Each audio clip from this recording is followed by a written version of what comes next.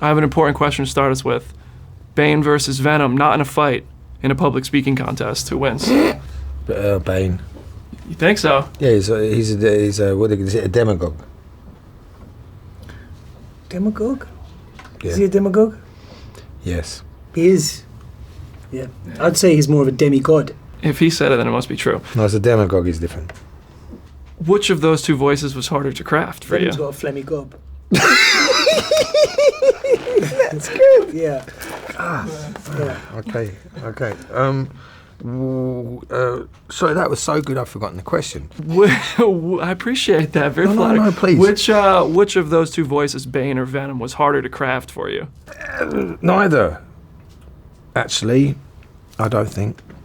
Was there any specific process behind either of them that you can? Oh yeah, there was a process behind both of them. Like Bane was Bartley Gorman based on, but then we moved. It was like if the Lilo moved out to sea, as it were. But it started off with it being Bartley Gorman is the king of the gypsies. Google him. He's a bare knuckle fighter, gypsy. And then Venom for me started off as being Method Man, Red Man, Busta Rhymes, James Brown, that kind of sound, do you know what I mean? And then it's been synth and morphed and moved around to depend on where he's at in what part of the story and stuff. Interesting, that's cool. They're both fun. That's the main thing. When you guys are performing Venom and performing Riot, do you guys get to put any of that personality into it? Do you guys get to kind of add to how they talk to each other, how they move? How much of that is you guys? How much of that is just the computers after the fact? A lot of that's computers, to be honest. Yeah, Paul Franklin is an amazing CGI maestro, and he built these kind of beasts from scratch. But it's probably informed by our own movement as well, for sure. Yeah, he would say that he would watch and scrutinise what we were doing in order to inform. Because obviously he's got to blend the transitions and stuff like that, and certainly with the voice. Do you know what I mean? That informs certain movements of obviously the mouth and physicality, but ultimately he's the maestro, like you say, behind creating the symbiotes in their full form. So in moments where you're talking to Venom, is there like somebody there with you feeding you lines? Or is this all in your head? I mean, that's impressive, man. It's in my ear, so that I'm talking to the voice that we've recorded, and I'm just looking into space. Okay. And then and I know you said your son informed you on Venom a lot. Yeah. What kind of things did he tell you that you ended up bringing into the film? It's hard to put it down to one thing. It was more like if I asked him a question or if he saw something in the rushes or the dailies, or if he said that wouldn't happen or this would happen or you should try that and this. They don't. Symbiotes don't look like that. He was very immersed in the process, if that makes sense. Yeah. Also steering me from early incarnations of Venom, She-Venom, Agent Venom, Peter Parker, Venom, and.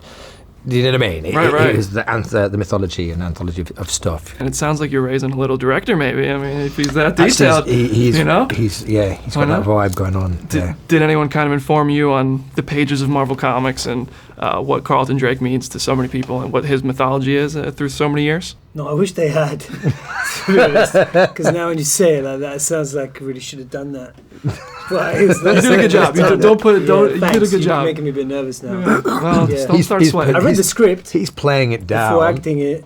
No, he read loads of comics. Carlton Drake is a character in the Marvel comics of Venom, and I play that character. Well, very well, might I add. I think you did a good job on it. Yeah. There you go. But he's different.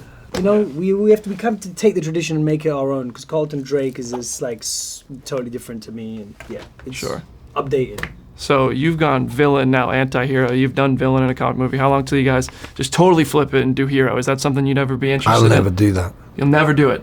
No. Why? Why would it? What's wrong with the hero card?